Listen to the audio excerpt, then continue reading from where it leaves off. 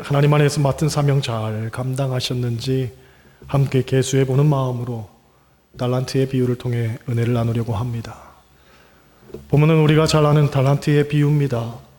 말씀을 보면 어떤 사람이 먼 타국으로 떠나면서 종들을 불러 자기 소유를 맡기지요. 어떤 종에게는 금 5달란트를, 다른 종에게는 2달란트를, 그리고 또 다른 이에게는 1달란트를 맡깁니다. 그런데 이 사람들이 이렇게 다른 몫의 달란트를 받은 이유에 대해서 15절은 이렇게 말합니다. 각각 그 재능대로 맡겼다는 거예요. 재능이란 사전적 의미로는 어떤 일을 하는데 필요한 재주와 능력이라고 하죠. 그러니까 재능대로 달란트를 준 이유는 그것을 감당할 만한 힘이 있느냐 없느냐 하는 판단 하에서 주어졌다는 거예요. 여러분, 우리가 살다 보면 이런 생각을 할 때가 있지요. 왜 난 이런 모양으로 태어났을까? 왜 나는 아무런 재능도 없이 태어났을까? 왜 나는 이렇게 가난하고 힘겨운 삶을 살아야만 하는가? 왜 하나님은 나에게만 이렇게 불공평하실까? 우리가 사회에서 경쟁을 느낄수록 이런 질문들을 더욱 던지고는 합니다. 요즘 젊은이들 사이에는 그런 말이 있지요. 스펙 중에 최고의 스펙은 부자 아빠다. 소위 금수저 물고 태어난 사람이 최고다. 이런 일련의 상황들 때문에 상대적 박탈감을 느끼고 사는 젊은이들이 얼마나 많은지 모릅니다. 그리고 그 박탈감은 자연스럽게 가정에 대한 불만, 부모에 대한 원망, 자신에 대한 컴플렉스, 심지어 신앙적 회의로까지 이어지죠. 그런데 성경을 보면 이런 말씀이 있습니다. 로마서 9장 20절로 21절입니다. 이 사람아, 네가 누구이기에 감히 하나님께 반문하느냐? 지음을 받은 물건이 지은 자에게 어찌 나를 이같이 만들었느냐 말하겠느냐? 토기장이가 진흙 한 덩이로 하나는 귀히 쓸 것을, 하나는 천히 쓸 그릇을 만들 권한이 없느냐? 곧 우리는 다 하나님의 경륜과 계획 속에서 하나님의 목적을 따라 지음을 받았다는 겁니다. 다만 하나님의 뜻을 내가 헤아리지 못해서 때로는 불만족하고 때로는 속상해하지만 사실은 하나님이 하나님의 뜻에 따라 우리를 정확하게 만드셨다는 거예요. 이것을 받아들일 줄 아는 지혜가 필요합니다. 빌립보서 4장을 보면 사도 바울이 고백하기를 나는 어떠한 형편에서든지 자족하기를 배웠노라 하고 말합니다. 왜냐하면 내게 능력 주시는 자 안에서 내가 모든 것을 할 수 있기 때문에 나는 비천에 처할 줄도 알고 풍부에 처할 줄도 알고 배부름과 배고픔과 풍부와 궁핍에도 처할 줄 아는 일체의 비결을 배웠다고 말하죠. 그런 겁니다. 우리가 지금 여기에 있는 것은 다 하나님의 인도하심이 있었기 때문입니다. 그리고 지금 나라는 존재도 하나님께서 빚으셔서 여기까지 만들어 놓으신 겁니다. 지난날이 후회스럽고 혹 아픔으로 가득 차 있는 듯 보여도 그러한 과정들이 있었기 때문에 지금 내가 있는 것이고 바로 여기에 우리가 있는 겁니다. 생각해 보세요. 여러분에게 상처가 없었다면 과연 하나님 앞에 나왔겠습니까? 지난 내 삶에 고통이 없었다면 하나님 앞에 겸손하게 엎드릴 수 있었겠습니까? 고난이 없었더라면 말씀이 내 귀에 들어오지 않았을 겁니다. 그러나 고난이 있었기 때문에 내가 주의 율례들을 배우게 된 거지요. 그렇기 때문에 내 삶을 하나님 안에서 긍정할 줄 알고 자족함의 은혜가 있어야 되는 겁니다. 맥스웰 몰츠라는 유명한 성형외과 의사가 쓴 새로운 미래를 소유한 새로운 얼굴이라는 책이 있습니다. 이 책은 성형수술을 받은 사람들이 새로운 인생을 시작한 그 경험담을 수록한 책이죠. 한 사람의 얼굴의 변화가 그 사람의 삶을 바꾸더라는 거예요. 자신감도 생기고 성격도 담대해지더라는 거죠. 그런데 그 책을 보면 그 중에 어떤 사람은 실제적으로 굉장히 얼굴이 예뻐졌음에도 불구하고 계속 자신을 못생겼다고 생각하고 움츠러드는 사람이 있더라는 거예요. 특히 연예인들 중에 많더라는 거죠. 분명히 예뻐졌는데도 만족을 못합니다. 불만투성입니다. 도대체 이유가 뭘까? 조사를 해봤더니 얼굴은 변했지만 마음이 변화되지를 못했던 거죠. 몰츠 박사는 여기에서부터 다시 역으로 돌아가서 주장하기를 얼굴이 변화되는 것보다 더 중요한 것은 마음이 변화되는 일이라고 말합니다. 아무리 얼굴을 고쳐도 마음이 회복되지 않으면 소용이 없다는 거예요. 그 사람은 자신에 대한 자화상을 고침으로써만이 삶을 변화시킬 수 있다라고 그는 주장을 합니다. 일리가 있는 말이죠. 우리가 기도를 하고 성령을 받고 하나님 뜻을 발견했을 때 가장 먼저 깨닫게 되는 것이 무엇이냐면, 내가 문제로구나, 내가 문제였구나 하는 것입니다.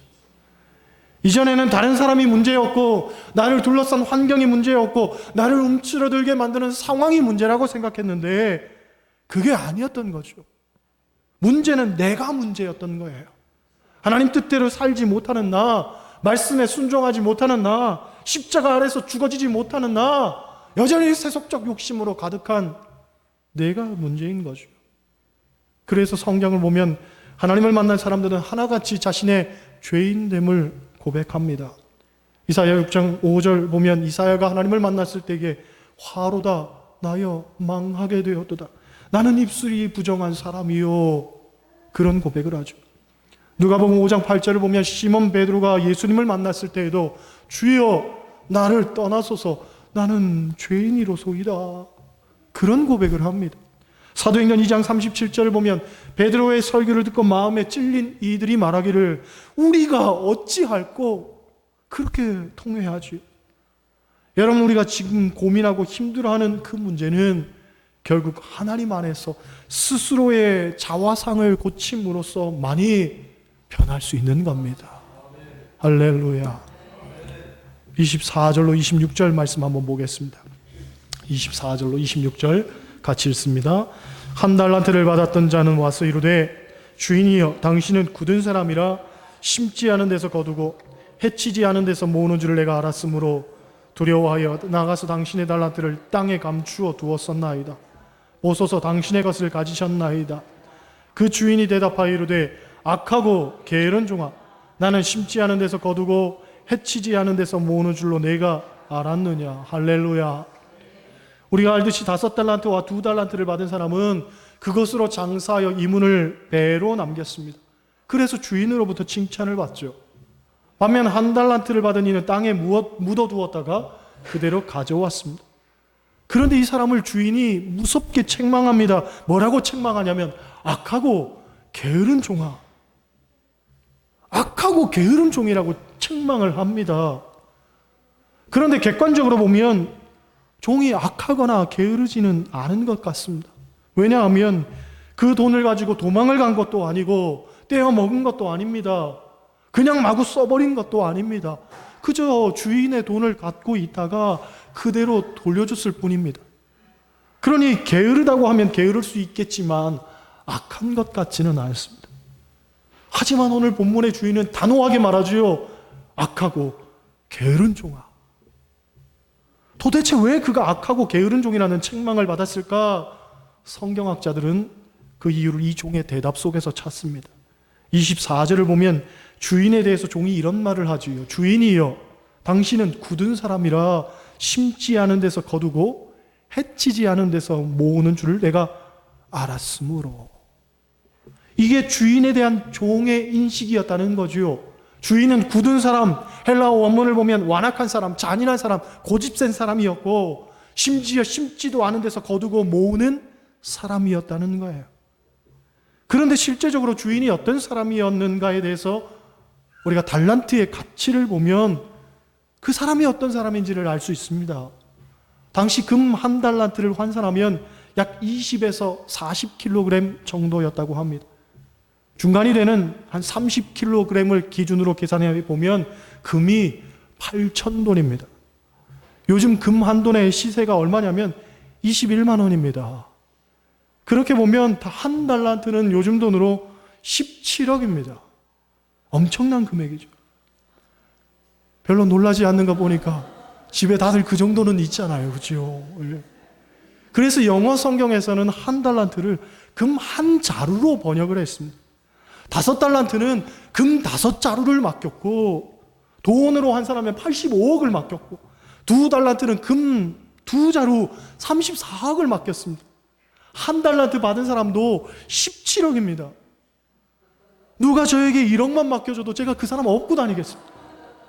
17억을 준다면 제가 평생 받들어 섬기겠습니다. 여러분 생각해 보세요. 그죠? 금 5달란트 받은 사람이 5달란트 이문을 남겼다니까 주인이 잘했다고 칭찬하면서 다 줘버립니다. 이해하기 쉽게 돈으로 환산하면 85억을 맡겼는데 그 돈으로 장사해서 85억을 더 벌었습니다. 그랬더니 170억을 다 주면서 네가 가져라 그러는 거예요. 여러분 주인이 못된 사람입니까? 좋은 사람입니까? 34억으로 장사해서 34억을 남겼다니까 그것도 다 가지라고 합니다. 못된 사람입니까? 좋은 사람입니까? 두말할 것도 없죠. 세상에 그런 사람 없습니다. TV에서 세상에 그 사람 만나보고 싶다고 하면 저도 좀 만나보고 싶습니다. 그런 사람은 없어요.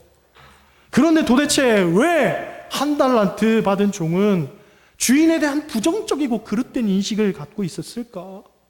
성경학자들은 그 이유에 대해서 상대적 박탈감을 이야기합니다.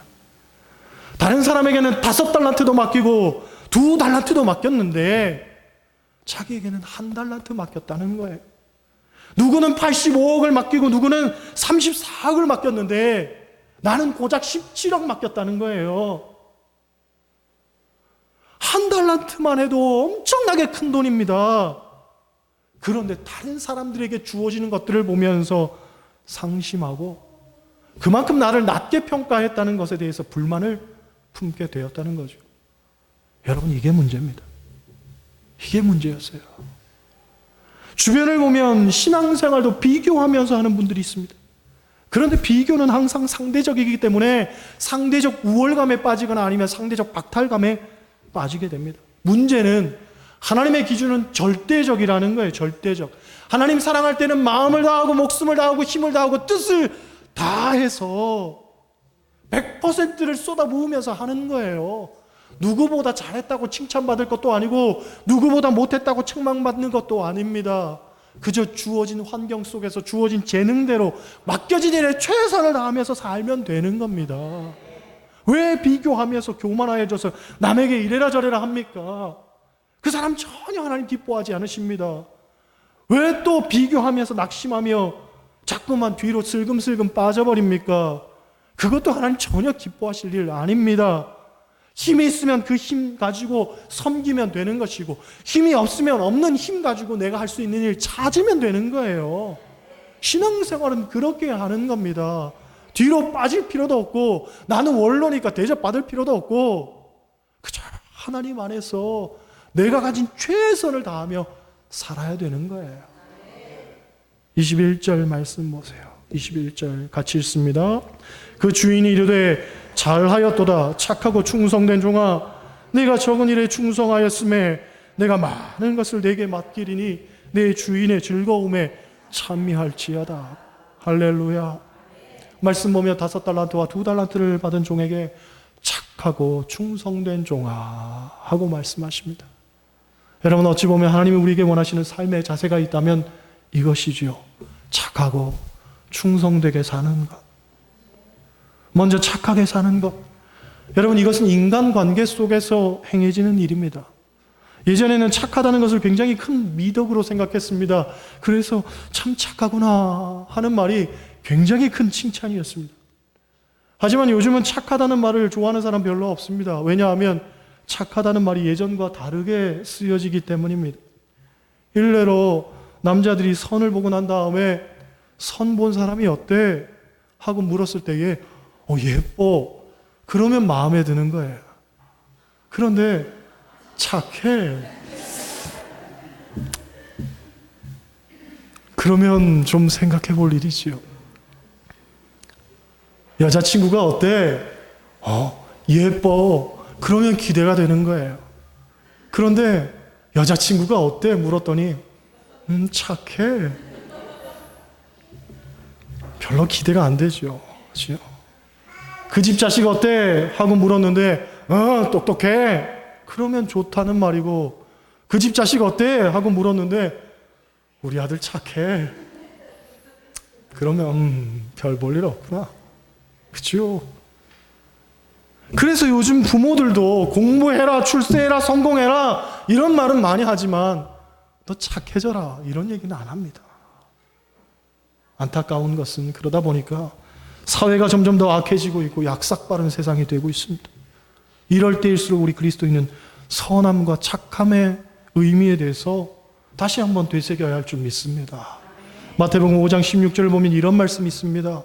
이같이 너희 빛이 사람 앞에 비치게 하여 그들로 너희 착한 행실을 보고 하늘에 계신 너희 아버지께 영광을 돌리게 하라. 지금 우리 그리스도인들을 가리켜 흔히 세상의 빛과 소금이라고 하는데 이때 빛이 뭐냐라고 묻는다면 착한 행실이라는 거예요. 그리스도인은 착하게 살아야 된다는 거예요. 갈라디아서 6장 10절 우리는 기회 있는 대로 모든 이에게 착한 일을 하라 하고 권면합니다. 또 그리스도인의 정체성에 대해서 빌립보서 1장 6절은 이런 말을 하지요. 너희 안에서 착한 일을 시작하는 이가 그리스도 예수의 날까지 이루실 줄을 우리는 확신하노라. 착한 것도 그리스도께서 도와주셔야 착할 수 있다는 거예요. 착한 것도 성령의 성품이라는 거예요. 착하게 살아야 됩니다. 둘째로 오늘 본문은 충성되게 살라고 말하죠. 그렇죠? 착하게 사는 것이 인간관계 속에서 형성되는 일이라면 충성은 하나님과 나 사이에서 형성되는 일입니다. 그런데 충성이라는 것이 무엇인지에 대해서 오늘 본문 27절 이하를 보면 주인의 관점을 통해서 우리에게 가르쳐주고 있습니다. 27절 이하의 내용은 요컨대 내가 달란트를 종들에게 준 것은 이익을 보려고 했던 게 아니라 그냥 준 것이라는 거예요. 이익을 보려고 했다면 돈을 취리하는 자들에게 은행에게 맡겨서 이자를 받으면 되지 뭐하러 종들에게 줬냐는 거예요.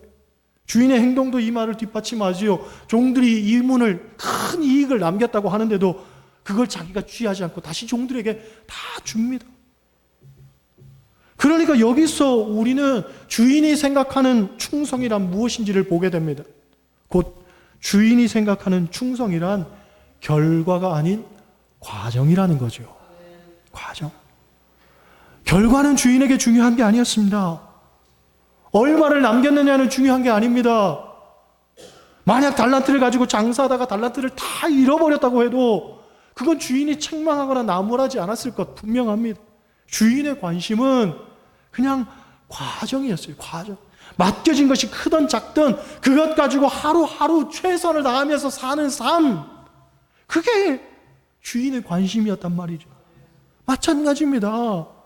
하나님이 우리의 삶을 보실 때 얼마나 우리가 하나님 앞에 아름다운 과정을 지나고 있는가, 얼마나 큰 열매를 맺었느냐가 아니라 지금 주어진 시간 속에 하루하루 최선을 다하면서 살고 있는가, 하나님은 그것에 관심을 두고 계신단 말이죠. 가만히 보면 신앙생활도 결과로 하려는 사람들이 있습니다. 11조 했는가? 주일 성수했는가? 전도는 했는가? 물론 그것이 중요하지 않다는 말은 아닙니다. 하지만 더 중요한 것은 이것들을 위해서 얼마나 귀한 과정을 거치면서 세상 속에서도 그리스도인으로서 온전히 하나님만 바라보며 살았냐 하는 거죠.